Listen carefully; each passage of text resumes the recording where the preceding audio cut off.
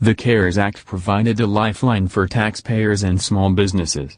But as a one-time cash payment, many fear that it didn't do enough to support taxpayers in one of our country's greatest times of need.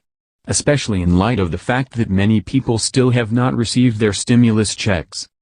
To address this, congressional leaders have made two separate proposals, one that would provide Americans over the age of 16 with a $2,000 monthly check for up to 12 months, and one that would cancel rent and mortgage payments through the duration of the coronavirus emergency. Let's take a deeper look. Proposal number 1, $2,000 monthly stimulus check. Representatives Ro Khanna, DCA, and Tim Ryan, DO, introduced the Emergency Money for the People Act. This act, if passed, would provide additional cash payments to Americans who have been impacted by the COVID-19 pandemic. The Emergency Money for the People Act would provide a $2,000 monthly payment to every qualifying American over the age of 16 for up to 12 months. This would include individuals who were left out of the CARES Act, such as some high school and college students and adults with disabilities who were ineligible to receive the stimulus check because they were claimed as a dependent on another tax return. Monthly stimulus payments would be easier to receive. Not everyone has a bank or a home address. To address this, the Emergency Money for the People Act calls for individuals to get this money through direct deposit, check, prepaid debit card, or mobile money platforms such as Venmo, Zelle, or PayPal. $2,000 monthly stimulus check eligibility. Every American age 16 and older making less than $130,000 annually would receive at least $2,000 per month. Married couples earning less than $260,000 would receive at least $4,000 per month.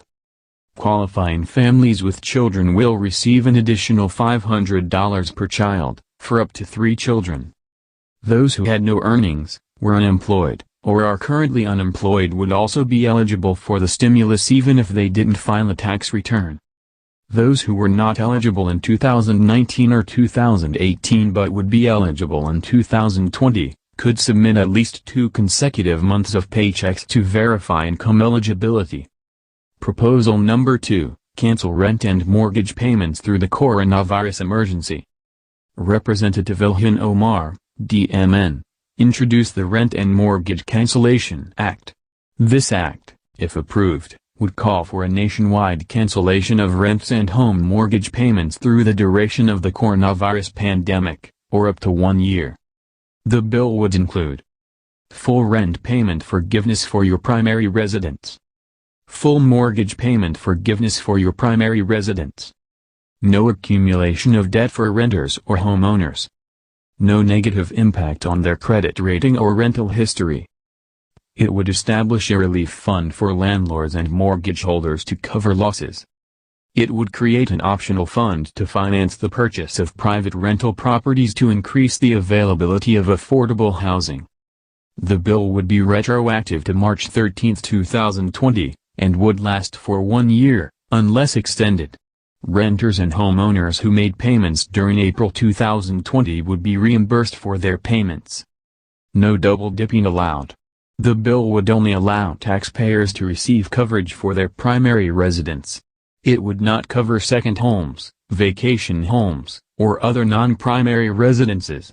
Those who have both a mortgage and also rent a home would have to choose the home for which they would want to receive financial relief. Landlords and mortgage companies would be covered through a fund managed through the Department of Housing and Urban Development. The Department of Housing and Urban Development would create a relief fund for lenders and landlords to cover the lost rental and mortgage payments they would have received. To receive these funds, lenders and landlords would be required to follow federal guidelines for fair lending and renting practices for 5 years.